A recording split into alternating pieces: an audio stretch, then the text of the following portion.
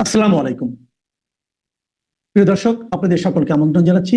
একটা অত্যন্ত দুঃখজনক মর্মন্তুদ ঘটনা নিয়ে তার বিবরণ দিয়ে শুরু করব এবং সেই ঘটনা থেকে কি শিক্ষা আমরা নিতে পারি সেই বিষয়ে কিছু আলোচনা।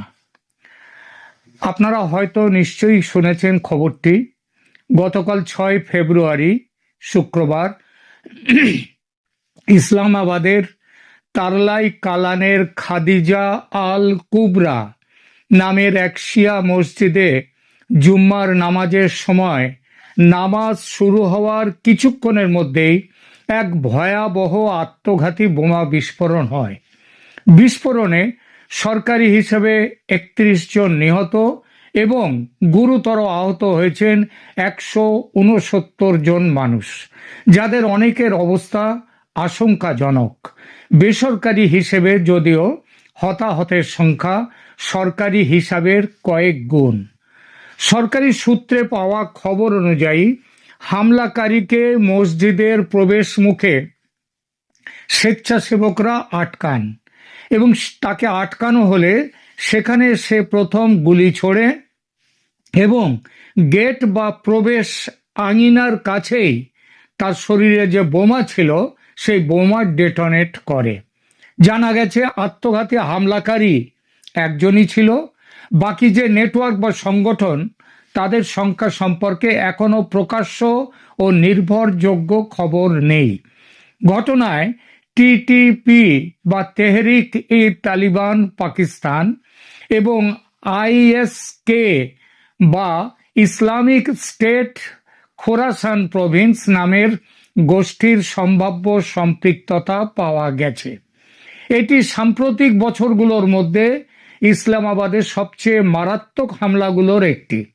পাকিস্তানের রাজধানী ইসলামাবাদ সাধারণত তুলনামূলকভাবে সুরক্ষিত ধরা হলেও সাম্প্রতিক সময়ে সারা পাকিস্তান জুড়ে যে জঙ্গি সহিংসতা বেড়েছে, এই হামলা তারই এক ভয়াবহ প্রতিফলন। প্রাথমিক বিবৃতিতে সরকার বলেছে হামলাকারী আফগানিস্তানের দিক থেকে এসেছিল। পাকিস্তান বহুদিন ধরেই অভিযোগ করছে যে আফগানিস্তানের ভেতরে থাকা জঙ্গি গোষ্ঠীগুলো পাকিস্তানের ভেতরে হামলার জন্য নিরাপদ আশ্রয় পাচ্ছে। তবে হামলার পেছনে ঠিক কোন গোষ্ঠী রয়েছে সেটা সরকার এখনো নিশ্চিতভাবে বলতে পারেনি, কেবল সন্দেহ করছে। এই হলো ঘটনার সংক্ষিপ্ত বিবরণ। তবে আমার প্রতিবেদন এই বেদনাদায়ক ঘটনার প্রেক্ষিতে যে প্রশ্নটা আমার মনকে আলোড়িত করেছে সেই বিষয়টি আপনাদের সঙ্গে শেয়ার করার জন্য এবং এ থেকে শিক্ষা পাওয়া যায় কিনা সেটা দেখার জন্য। প্রশ্নটা হলো, সন্ত্রাসে মদত দিতে দিতে পাকিস্তান আজ কেন নিজেই ভাঙনের মুখে? প্রথমেই এই আত্মঘাতী বোমা মামলায় যেসব নিরীহ মানুষ প্রাণ হারিয়েছেন তাদের প্রতি গভীর শোক ও সমবেদনা জানাই। যারা আহত, যারা প্রিয়জন হারিয়েছেন, তারা আমাদের পরিচিত নন, কিন্তু তারা আমাদেরই মতো কারো মা, বাবা, সন্তান, ভাই। এই শোক কোনো এক দেশের একার শোক নয়। এটাকে মানবতার বিরুদ্ধে হামলা বলেই আমি দেখছি। কিন্তু প্রশ্ন হলো, কেন এমন হামলা বারবার পাকিস্তানের মাটিতে ঘটছে? যে রাষ্ট্র একসময় জঙ্গি গোষ্ঠীগুলোকে কৌশলগত সম্পদ বলে আগলে রেখেছিল, আজ সেই রাষ্ট্রই কিনা নিজ রাজধানীতে নিরাপত্তা দিতে হিমশিম খাচ্ছে। যে বীজ যে বিষ বৃক্ষের বীজ নিজের হাতে পাকিস্তান বুনেছে ১৯৮০-র দশক থেকে প্রতিবেশী দেশে, বিশেষ করে আফগানিস্তান ও ভারতে হাঙ্গামা করার জন্যে, আগুন লাগাবার জন্যে, সেই সরাসরি যুদ্ধ না করে প্রক্সি বা পরোক্ষ যুদ্ধ চালানোর নীতির ওপরে ভিত্তি করে যে বীজ যেটা তারা চালিয়েছে, কিছু জঙ্গি গোষ্ঠীকে প্রশ্রয়, প্রশিক্ষণ, অস্ত্র এবং আশ্রয় দিয়ে তারপর তাদের দিয়ে কাজ আদায় করার মাধ্যমে আজ সেই বিষ বৃক্ষের ফল শেষ করে দিচ্ছে পাকিস্তানকে। আফগানিস্তানের সোভিয়েত বিরোধী জিহাদ শুরু করেছিল পাকিস্তান আমেরিকারই চক্রান্তে।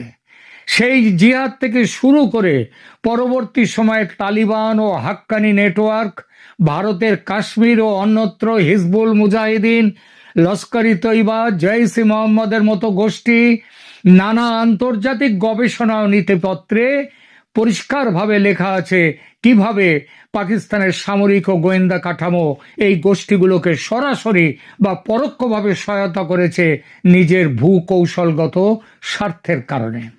পাকিস্তান ভেবেছিল আমরা আগুন ধরাবো, কিন্তু আগুনটা কেবল থাকবে সীমান্তের ওপারে, সেখানে জ্বলবে, সেখানে আগুন লাগবে, আমাদের ভেতরে আসতে দেব না।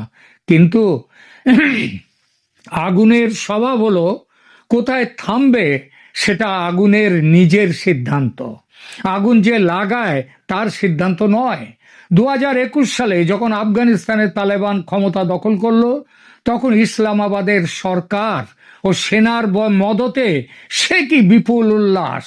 পাকিস্তান ভেবেছিল বন্ধু তালেবান ক্ষমতায় আসায় পাকিস্তানের কৌশলগত স্বার্থ মজবুত হবে, ভারতে আরো আগুন জ্বালাতে পারবে, কাশ্মীরকে বিচ্ছিন্ন করতে পারবে ভারত থেকে পুরোপুরি। কিন্তু কি হলো? পাকিস্তানের নিজস্ব think tank Pakistan institute for piece studies তার তথ্য বলছে আফগানিস্তানে তালেবান ক্ষমতায় আসার পর প্রথম 21 মাসে পাকিস্তানে সন্ত্রাসী হামলার সংখ্যা আগের একই সময়ের তুলনায় প্রায় 73% বেড়েছে, আর নিহতের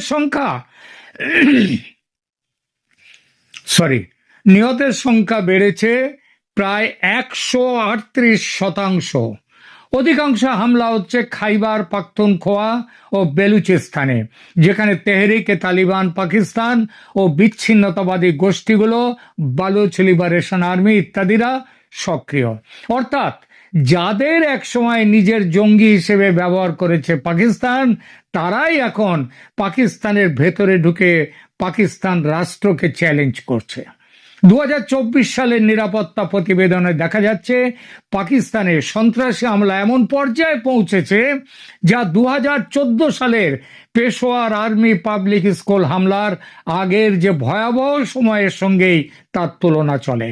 বহু বছর অভিযানের পর যেটুকু শান্তি পেয়েছিল পাকিস্তান, তালিবান শাসিত আফগানিস্তানের প্রেক্ষাপটে তা আবার ভেঙে পড়ছে।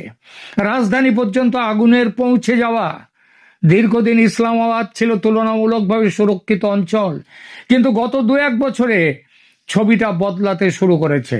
2025 সালের নভেম্বর মাসে, মাত্র 2-3 মাস আগে, ইসলামাবাদের এক আদালতের বাইরে আত্মঘাতী বোমা হামলায় অন্তত 12 জন নিহত হয়েছিল এবং প্রায় 50 জনের বেশি আহত হয়েছিল।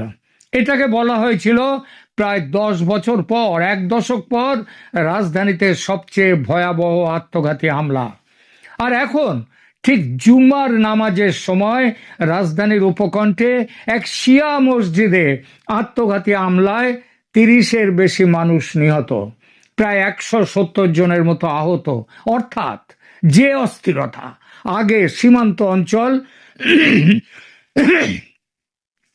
ও প্রান্তিক প্রদেশে সীমাবদ্ধ ছিল, তা আজ রাজধানীর দরজায় কড়া নাড়ছে। রাষ্ট্রবিজ্ঞানের ভাষায় এটাকে বলে ব্লোব্যাক। যে সহিংসতার যন্ত্র আপনি অন্যের বিরুদ্ধে ব্যবহার করেছেন, সেই যন্ত্রই ঘুরে এসেছে নিজের দিকে। কেন নিয়ন্ত্রণের বাইরে যাচ্ছে প্রক্সি খেলায় নামানো এইসব বাহিনী, জঙ্গি বাহিনী? এখানে একটা কাঠামোগত সমস্যা আছে। দীর্ঘদিন ধরে পাকিস্তানের সামরিক বাহিনী ও গোয়েন্দা সংস্থা নিজেদের নিরাপত্তা নীতির কেন্দ্রবিন্দু বানিয়েছে এই জঙ্গি গোষ্ঠীগুলোকে, মূলত ভারতের বিরুদ্ধে হামলা করার জন্যে, আফগানিস্তানের ভেতরে নিজেদের প্রভাব বাড়ানোর জন্যে, এমনকি পাকিস্তানের নিজেদের অভ্যন্তরীণ রাজনীতিকেও প্রভাবিত করার জন্যে। বহু গবেষণায় দেখা গেছে এসব গোষ্ঠী শুধু সীমান্তের বাইরে হামলা চালায় না, ধীরে ধীরে দেশের ভেতর সমাজ, মাদ্রাসা, রাজনৈতিক দল, এমনকি ব্যবসায়ী শ্রেণীর ভেতরেও শেকড় গেড়ে ফেলে। ফলে একসময় রাষ্ট্র আর ঠিক করে বুঝে উঠতে পারে না যে কে আমাদের নিজের লোক আর কে আমাদের বাইরের লোক।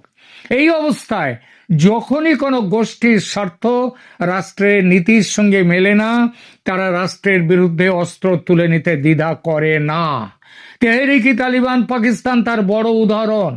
এক সময় আফগান জিহাদের অংশ, পরে পাকিস্তান রাষ্ট্রেরই প্রধান শত্রুতে আজ পরিণত।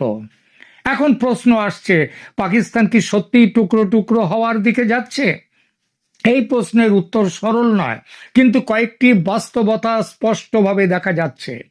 অর্থনৈতিক ভাঙন, লাগামহীন ঋণ, মুদ্রাস্ফীতি, বারবার আইএমএফ এর দ্বারস্থ হওয়া, বিনিয়োগের ভয়ঙ্কর অনিশ্চয়তা, সব মিলিয়ে পাকিস্তানের অর্থনীতি ধসে পড়েছে। এর সঙ্গে নিরাপত্তা ঝুঁকি বাড়লে বিনিয়োগ আরো কমবে, বিদেশি মুদ্রা আরো কমবে, আয়, বেকারত্ব বাড়বে, এক ধরনের দুষ্ট চক্র তৈরি হবে আরো ভয়ঙ্করভাবে, বাড়বে রাজনৈতিক অস্থিরতা। পাকিস্তানের গণতান্ত্রিক প্রতিষ্ঠানগুলো দুর্বল, নির্বাচনে অনিশ্চয়তা, সেনাবাহিনীর অতিরিক্ত প্রভাব, ধর্মভিত্তিক রাজনীতির উত্থান, সব মিলিয়ে রাজনৈতিক মেরুকরণ তীব্র হচ্ছে ক্রমশ। এমন পরিবেশে জঙ্গি গোষ্ঠী ও বিচ্ছিন্নতাবাদী প্রচার আরো সহজে ছড়াচ্ছে। বালুচিস্তান দীর্ঘদিন ধরেই বিচ্ছিন্নতাবাদী আন্দোলনের কেন্দ্র, তাদের স্বাধীনতা আন্দোলন। 2024 সালের নিরাপত্তা রিপোর্টে দেখা গেছে, শুধু বালুচিস্তানে স্বাধীনতাকামী গোষ্ঠীগুলোর হামলায় কয়েকশো মানুষের প্রাণ কেড়েছে। অন্যদিকে খাইবার পাখতুনখোয়া ও প্রাক্তন ট্রাইবাল অঞ্চলে টিটিপি ও অন্যান্য জঙ্গি গোষ্ঠীর আধিপত্য স্থানীয় জনগণের মধ্যে পাকিস্তানের প্রতি রাষ্ট্রবিরোধী ক্ষোভ আরো বাড়িয়ে দিচ্ছে। সব মিলিয়ে রাষ্ট্রের তিনটি স্তম্ভ বলা যায়, নিরাপত্তা, অর্থনীতি ও রাজনৈতিক স্থিতি, সব একসঙ্গে চাপের মধ্যে পড়েছে পাকিস্তানে। আর তাই শুরু হয়েছে পাকিস্তান রাষ্ট্রের ভেঙে পড়া বা স্টেট ফেলিওর। এটা তবে কি পাকিস্তানের এটাই পাওনা ছিল? এখানে খুব গুরুত্বপূর্ণ একটা কথা বলা দরকার। অনেকে আবেগের বশে বলতে পারেন, যে দেশ এত বছর অন্যের ঘরে আগুন দিয়েছে, আজ তার নিজের ঘরে আগুন লাগা খুব ন্যায্য।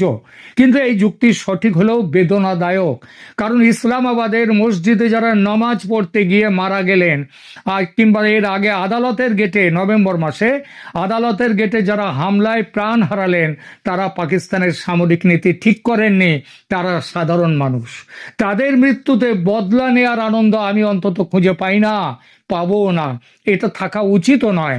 আমরা যখন পাকিস্তানের সমালোচনা করি, তখন আমাদের টার্গেট রাষ্ট্রের নীতি, সামরিক গোয়েন্দা কাঠামোর দ্বিচারিতা, জঙ্গিবাদী মতাদর্শ এবং সন্ত্রাসবাদকে প্রশ্রয় দেয়া, পাকিস্তানের সাধারণ মানুষরা নয়। কারণ সন্ত্রাসবাদের প্রথম শিকার সবসময় সাধারণ মানুষ হয়, সে পাকিস্তানি হোক, আফগানিস্তান হোক, আফগান হোক, বা ভারতীয় হোক, বা বাংলাদেশি হোক। এই শিক্ষা আমাদের জন্য বড় সতর্ক বার্তা। আমরা যারা ভারত, বাংলাদেশ বা দক্ষিণ এশিয়ার জন্য দেশে বসে এই সব খবর দেখি, আমাদের নিজেদেরও প্রশ্ন করা দরকার, কোনো রাজনৈতিক স্বার্থে যদি আমরা কখনো উগ্রপন্থাকে প্রশ্রয় দিই, কোনো নির্বাচনী লাভের আশায় যদি চরমপন্থী গোষ্ঠীর সঙ্গে অঘোষিত আপোষ করি, যদি ভাবি ওরা আপাতত আমাদের কাজ দিচ্ছে, পরে ঠিক সামলে নেব, তাহলে পাকিস্তানের এই ইতিহাসই আমাদের ভবিষ্যতের আয়না হয়ে দাঁড়াবে। আজ পাকিস্তানে যা হচ্ছে, সেটাকে শুধু পাকিস্তানের মানুষের দুর্ভাগ্য বলে পাশ কাটিয়ে গেলে ভুল হবে।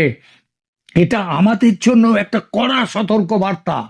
রাষ্ট্রকে যদি সন্ত্রাসবাদের সঙ্গে, ধর্মীয় উগ্রবাদের সঙ্গে, সামরিক প্রাধান্যের সঙ্গে আপোষ করে দাঁড় করানো হয়, তাহলে কোনো সে সীমান্ত যতই সুরক্ষিত হোক, আমাদের শেষ পর্যন্ত বাঁচাতে পারবে না। ভাবুন তো, যদি পাকিস্তান আফগানিস্তানের তালেবানকে কৌশলগত সম্পদ না ধরে সত্যিকারের শান্তিপূর্ণ ও স্থিতিশীল আফগানিস্তানের পক্ষে দাঁড়াতো, কাশ্মীর ইস্যুতে জেহাদি প্রক্সি চালানোর বদলে কূটনীতি, বাণিজ্য, জনগণের যোগাযোগ বাড়ানোর পথে হাঁটত, যদি পাকিস্তান ধর্মীয় সহনশীলতা, গণতন্ত্র, আইনের শাসনকে অগ্রাধিকার দিত, তাহলে আজ ইসলামাবাদের মসজিদে এভাবে রক্ত ঝরত না। রাষ্ট্র যখন দীর্ঘদিন ধরে উগ্রবাদকে প্রশ্রয় দেয়, হাতিয়ার হিসেবে ব্যবহার করে, তখন শেষ পর্যন্ত উগ্রবাদী রাষ্ট্রকে হাতিয়ার বানিয়ে ফেলে। কথাগুলো বিশেষ করে বলছি বাংলাদেশের ভাই বোনদের উদ্দেশ্যে। আপনারা 12 তারিখে নির্বাচন ঠিক হয়েছে আপনাদের দেশে। আপনারা এখন সেই নির্বাচনে আওয়ামী লীগ নেই, যার একটা ধর্মনিরপেক্ষ, যার একটা গণতান্ত্রিকতার একটা বড় একটা যার ঐতিহ্য আছে, সেই দল নেই। সেখানে জামাত সেখানে এখন এসেছে। কারণ সেই বাংলাদেশের ভাই বোনদের উদ্দেশ্যে তাই বলছি, পাকিস্তানের সঙ্গে ভ্রাতৃত্বের দৃঢ় বন্ধনে যেভাবে আবদ্ধ হতে ছুটে চলেছে বাংলাদেশ আজ, যেভাবে বাংলাদেশের ধর্মীয় উগ্রবাদ আর সন্ত্রাসবাদ প্রশ্রয় পাচ্ছে, যেভাবে ভারতে আগুন লাগাবার পাকিস্তানি প্রচেষ্টার মেধাবী ছাত্র হতে চলেছে বাংলাদেশ, ইসলামাবাদের এই ঘটনা থেকে শিক্ষা নিয়ে বাংলাদেশের সতর্ক হওয়ার কথা ভাববেন তারা। নইলে ঢাকাও কিন্তু চলে যাবে ইসলামাবাদের পথে। তখন কিন্তু কেঁদেও কুল পাওয়া যাবে না, দেশটা শেষ হয়ে যাবে। ধন্যবাদ। জাতিসংঘের নিজের অবস্থায় নড়বড়ে, টাকা নেই বলে হাহাকার করছেন জাতিসংঘের মহাসচিব গুতেরেস, আর তারপর আর খেদে কাজ বাজ তো নেই, তারা আসবে হাদি হত্যাকাণ্ডের তদন্ত করতে। হাদিকে সৃষ্টি করেছে বিএনপি, জামায়াত, এনসিপি জোট সরকার। হাদিকে হত্যা করেছে এদেরই কোনো একটি পক্ষ। এখন আবার হাদি হত্যার তদন্ত জাতিসংঘকে দিয়ে করানোর দাবি নিয়ে রাস্তায় নামিয়ে এই 3 দলীয় জোট সরকারের কোনো একটি পক্ষ আরো কিছুদিন ক্ষমতায় থাকার পায়তারা শুরু করেছে। কারণ জাতিসংঘ যে এরকম একজন হঠাৎ হওয়া নেতার রাজনৈতিক হত্যাকাণ্ড নিয়ে তদন্ত করবে না, সেটা যারা মাঠে নেমেছে তারা যেমন জানেন, যারা তাদেরকে নামিয়েছে তারাও জানে। কিন্তু তারপরও তারা মাঠে, তাদের সঙ্গে বৈঠক করে সরকারের একজন প্রভাবশালী উপদেষ্টা আদিলুর রহমান শুভ্র বুঝিয়েছেন যে জাতিসংঘের অধীনে তদন্ত চেয়ে মাঠ গরম করতে হবে তোমাদের। উদ্দেশ্য কি আদিলুর রহমান শুভ্রর? ইনকিলাব মঞ্চকে যমুনার কাছে আসতে দিয়ে, রাতভর থাকতে দিয়ে, সকালে পিটিয়ে তুলে দেওয়ার কাজটিও এই শুভ্র এবং ইউনুসের মাথা থেকে যে আসেনি, সেটা আপনি বিশ্বাস করেন? আমি করি না।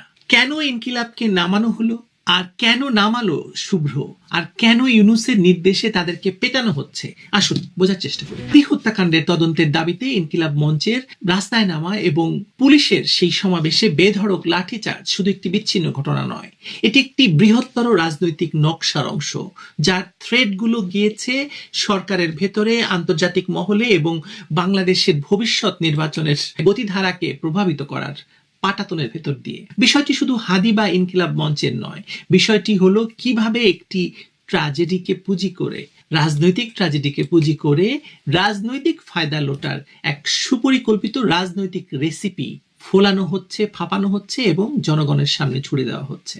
জাতিসংঘকে নিয়ে যে দাবি করা হচ্ছে তার আন্তর্জাতিক প্রেক্ষাপটটা একবার বোঝার চেষ্টা করে চলুন। লেবাননের প্রধানমন্ত্রী রফিক হারিরি হত্যাকাণ্ড বা পাকিস্তানের বেনজির ভুট্টো হত্যাকাণ্ডের পর জাতিসংঘের যা ভূমিকা ছিল তার সাথে বাংলাদেশের এই দাবির কোনো মিল নেই। হারিরি কেসে নিরাপত্তা পরিষদের স্থায়ী সদস্যের সম্মতিতে একটি স্বাধীন আন্তর্জাতিক কমিশন গঠন করা হয়েছিল। বেনজির ভুট্টো কেসে জাতিসংঘ মহাসচিবের গঠিত প্যানেল একটি ফ্যাক্ট ফাইন্ডিং মিশন চালিয়েছিল, যার লক্ষ্য ছিল প্রাতিষ্ঠানিক নিরাপত্তা ঘাটতি চিহ্নিত করা, কোনো ব্যক্তিকে অপরাধী সাব্যস্ত করা নয়। এই দুটো ঘটনাই ছিল আন্তর্জাতিক শান্তি শৃঙ্খলা রক্ষার জন্য গুরুতর হুমকি স্বরূপ, যেখানে আঞ্চলিক এবং বৈশ্বিক শক্তিগুলোর সরাসরি স্বার্থ জড়িত ছিল। বাংলাদেশের একটি আদালতে চলমান ফৌজদারি মামলার প্রসঙ্গে, যেখানে ইতিমধ্যে আদালতের নির্দেশে অধিকতর তদন্ত চলছে, সেখানে জাতিসংঘের একটি ফ্যাক্ট ফাইন্ডিং প্যানেল দাবির পেছনে আন্তর্জাতিক রাজনীতির কোনো অদৃশ্য হাত কাজ করছে, তা মানে আপনি ভেবে দেখতে পারেন। গ্লোবাল পলিটিক্সের খেলায় লেবাননের প্রধানমন্ত্রীর জন্য যেই সম্মতি মিলেছিল হাদি নামের একজন রাজনৈতিক কর্মীর জন্য, সেটা কি কখনো সম্ভব? পুরো দাবিটা তাই গোজামিল দিয়ে সাজানো, যার উদ্দেশ্য আসলে ভিন্ন। এবার আসুন দেখা যাক ইনকিলাব মঞ্চের ভূমিকা। ইনকিলাব মঞ্চ এখন যে ভূমিকা অবতীর্ণ হয়েছে তাতে স্পষ্ট যে এটি এখন একটি প্রক্সি প্ল্যাটফর্ম। হাদি জীবিত থাকাকালে এই মঞ্চের একটি স্বকীয় পরিচয় থাকার চেষ্টা ছিল, কিন্তু বর্তমানে এটি পরিষ্কারভাবেই জামায়াত শিবিরের হার্ডলাইনারদের পরিচালনায় তারা কাজ করছে, যারা সরাসরি শিবিরের ব্যানারে কাজ করলে সংগঠনের ইমেজ হয়তো ক্ষুণ্ণ হতে পারে, তাই এখন তারা ইনকিলাব মঞ্চের ব্যানারে কাজ করছেন। এটা তাদের রাজনৈতিক কৌশল হিসেবে দোষের কিছু নয়। সমস্যা হলো তারা যে কাজটি করছে সেটা শুধু বিচারের দাবি নয়। নির্বাচনের আগ মুহূর্তে যখন গোটা দেশ ভোট এবং প্রতিশ্রুতির দিকে তাকিয়ে, তখন হাদির নাম নিয়ে সংঘর্ষ সৃষ্টি করে পুরো মিডিয়া এবং জনমনের মনোযোগ সরিয়ে তারা একটা ক্যালকুলেটেড মুভ করতে চাইছে। শাহবাগ থেকে জোর করে প্রধান উপদেষ্টার বাসভবনের দিকে অগ্রসর হওয়ার মধ্যে একটা সুস্পষ্ট উস্কানি ছিল। তারা নিখুঁতভাবে জানে বাংলাদেশের পুলিশ বাহিনী কোন পরিস্থিতিতে কিভাবে সাড়া দেয়। এতদিন ধরে 14 মাস ধরে তারা পুলিশের সাথে সাথে কাজ করছে, তারা জানবে না? তাই প্রথমে উস্কানি, তারপর পুলিশের বল প্রয়োগ, তারপর মার খাওয়ার ভিডিও ভাইরাল করে সহানুভূতি আদায়। এই রেসিপিটা তারা খুব ভালো করে জানে। আজকে ঢাকা বিশ্ববিদ্যালয় এলাকায় পুলিশের এক্সেসিভ ফোর্স ব্যবহার এই উস্কানির ফল। ঢাকা বিশ্ববিদ্যালয় এবং তার আশেপাশের এলাকা দেশের সবচেয়ে সেন্সিটিভ রাজনৈতিক অঙ্গন এখন।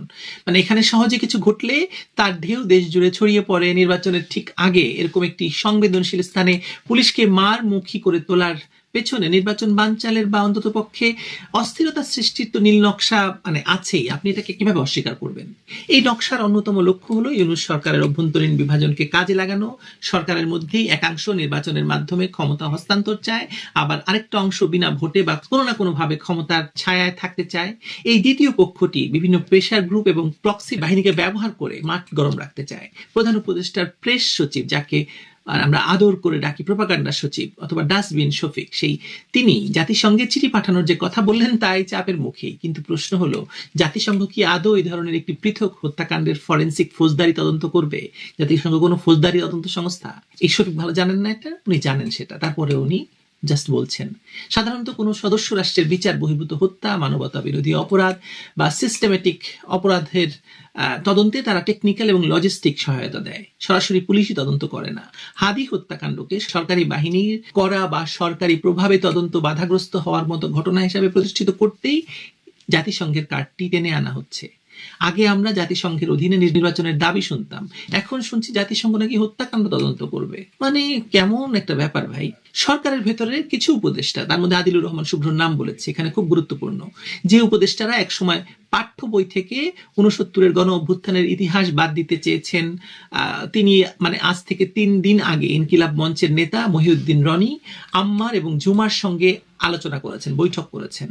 কেনই বা জাতিসংঘের কাছে যাওয়ার এই দাবিটি হঠাৎ করে তাদেরকে মানে বোঝানো হলো, শেখানো হলো এবং রাস্তায় নামিয়ে দেওয়া হলো? মানবাধিকারের ফেরিওয়ালাদের ভাষা ব্যবহার করে প্রাসাদ ষড়যন্ত্রের এই খেলাটি খুব পুরনো কিন্তু কার্যকর। সরকার নিজেও এই ষড়যন্ত্রের অংশীদার। পুলিশকে রাবার বুলেট ধরনের অস্ত্র ব্যবহার না করতে, পরিস্থিতি পুরো নিয়ন্ত্রণের বাইরে না গেলে অ্যাকশন না নিতে যে নির্দেশনা দেওয়া ছিল সেটা তো কাজ করেনি। পুলিশ তো গুলি চালিয়েছে, সরকার আবার দিয়েছে তার পুলিশ নাকি কোনো গুলি চালায়নি, তাহলে রক্ত আসলো কোথা থেকে? এই পুরো প্রক্রিয়ায় সবচেয়ে শক্তিশালী হাতিয়ার ছিল সোশ্যাল মিডিয়া।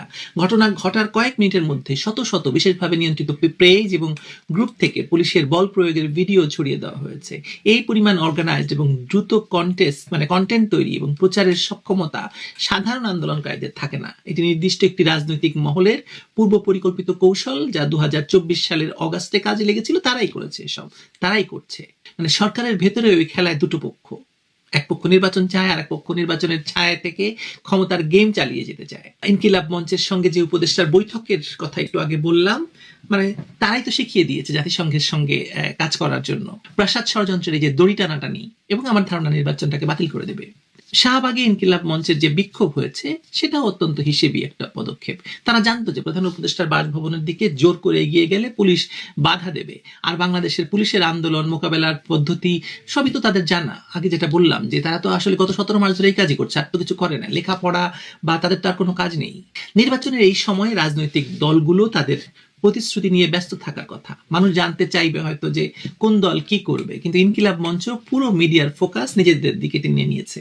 এই নির্বাচনী প্রক্রিয়ায় বিঘ্ন সৃষ্টি করার কৌশল নিশ্চয়ই তারা শিখেছে এই উপদেষ্টাদের কাছ থেকে যারা বৈঠক করেছে, এবং ইউনূসও তার মধ্যে জড়িত। ইউনূসের অনুমোদন ছাড়া তারা সেটা করতে পেরেছে বলে আপনি মনে করেন?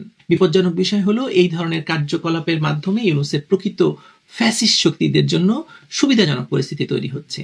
যারা নির্বাচন চায় না, যারা বিনা ভোটে ক্ষমতায় থাকতে চায়, তারা এই ধরনের অস্থিরতাতে লাভবান হয়। নির্বাচনের দিনেও এই ধরনের নীল নকশা অব্যাহত থাকবে, হাদির সংখ্যা বোধহয় বাড়বে, আমার তাই মনে হচ্ছে। দেখা যাক। আর যে কথা বললাম, জাতিসংঘের খেয়ে দেয়ে কাজ নেই। বাংলাদেশের মানুষ তো ষড়যন্ত্র বোঝে, তবে দেরিতে বোঝে। যেমন 2024-এর জুলাইয়ের ষড়যন্ত্র বুঝতে বুঝতে দেশের সর্বনাশ হয়ে গেছে।